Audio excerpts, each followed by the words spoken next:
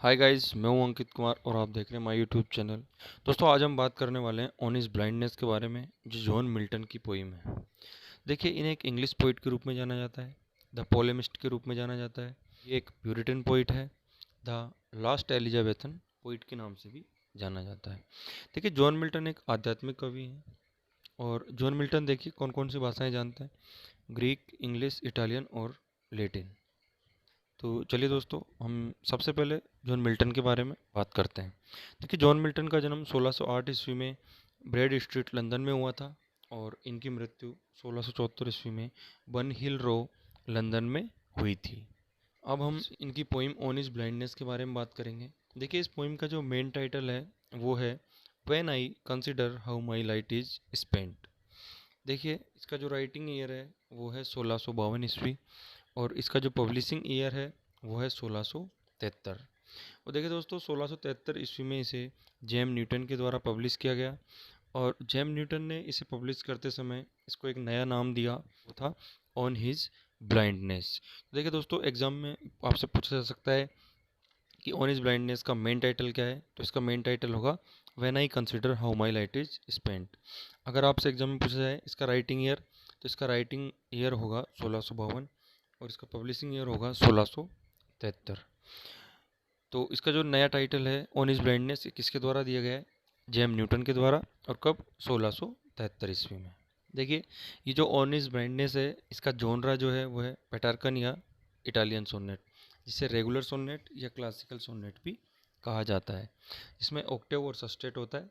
Octave में problem दी गई होती है और सस्टेट में उसका सॉल्यूशन दिया हुआ होता है।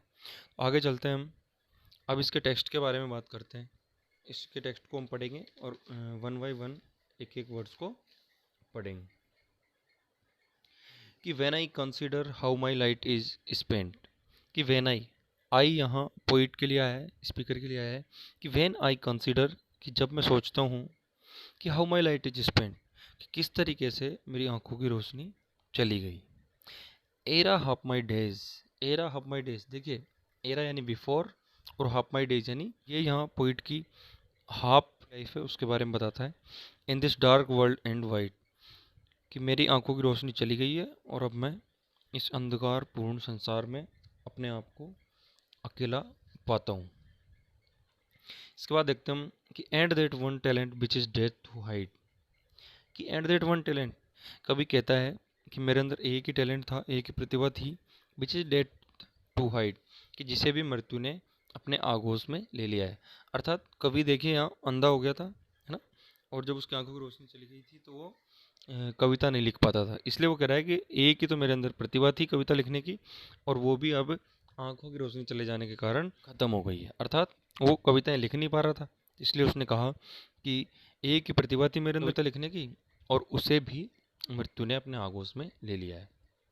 इसके बाद में बोलता है कि लॉक्ड विद मी यूजलेस दो माई साउल मोर वेंट। कि locked with me useless, locked का मतलब होता है कैप्ट, रखा हुआ या रखना।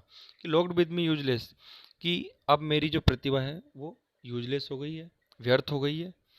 दो, यद्यपि माई साउल मोर बेंट, लेकिन फिर भी मेरे आत्मा है मोर बेंट, बेंट का मतलब होता है काइंड होना, दयालु होना।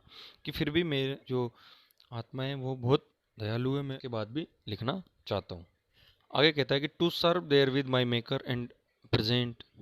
टू सर्व यानी सेवा करना चाहता है, देयर विद माई मेकर यानी मुझे बनाने वाले मेरे ईश्वर की, एंड प्रेजेंट और प्रस्तुत करना चाहता है माई ट्रू अकाउंट, यानी कवि अपने जीवन का सच्चा लेखा जोखा उसके सामने प्रस्तुत करना चाहता है।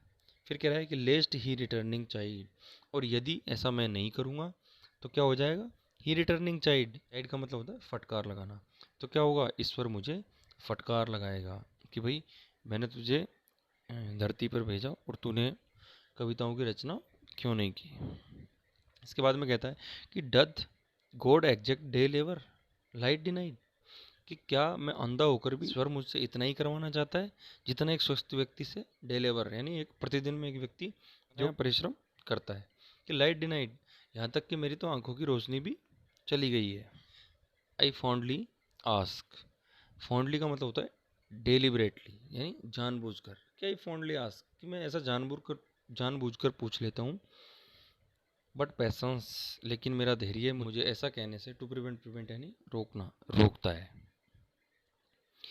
कि that murmur soon replies God doth not need, and that murmur soon replies, और इसका जो धैर्य है वो शीघ्र जवाब देता है, गॉड डथ नॉट नीड, कि ईश्वर को आवश्यकता नहीं है, कि आइदर मेंस वर्क, कि ना तो इंसान के किसी काम की, और हिज ओन गिफ्ट्स, और ना ही उसके दिए हुए तोहफों की। मतलब ईश्वर ने जो तोहफे दिए हैं उनके बदले में उसे कुछ भी आवश्यकता नहीं है, वो कुछ भी तुमसे नहीं चाहता है। बियर इज माइल्ड योग दे सर्व हिम बेस्ट, कि वे भी ईश्वर के जिम्मेदारियों को सहन करते हैं और शांतिपूर्वक निभाते हैं। योग का मतलब होता है जिम्मेदारी, रेस्पॉन्सिबिलिटी, और माइल्ड का मतलब होता है पीसफुली, शांतिपूर्ण तरीके से। दे सर्व हिम बेस्ट, जो ईश्वर की जिम्मेदारी के साथ सेवा करते हैं। His state is kingly thousands at his bidding speed, की हिज स्टेट इज किंगली, कि उसका जो साम्राज्य है वो कैसा है, शाही है। थाउजेंड्स यानी हजारों लोग at his bidding speed, bidding का मतलब होता है आदेश, कमांड, कि उसके एक आदेश पर हजारों ऐसे ही दौड़ सकते हैं। इसके बाद में आता है कि and post over land, and post over land यानी इस धरती को पार कर जाएंगे, पोस्ट ओवर यानी पार कर जाना, एंड ओशियन, और सागर को पार कर जाते हैं, विदाउट रेस्ट, बिना रुके हुए। मतलब इसका इतना साम्राज्य इतना सही है कि हजारों लोग उसके एक आदेश मात्र से ही दौड़ जाएंगे और बिना रुके जमीन और सागर पार करते चले जाएंगे। मतलब they also serve who only stand and wait, कि दे आल्सो सर्व, कि वो ईश्वर की सेवा करते हैं, हु यानी जो, ओनली स्टैंड एंड वेट, कि जो खड़े रहते हैं और इंतजार करते हैं। मतलब जो ईश्वर की सेवा करते हैं और उसके लिए खड़े रहते हैं और इंतजार करते हैं।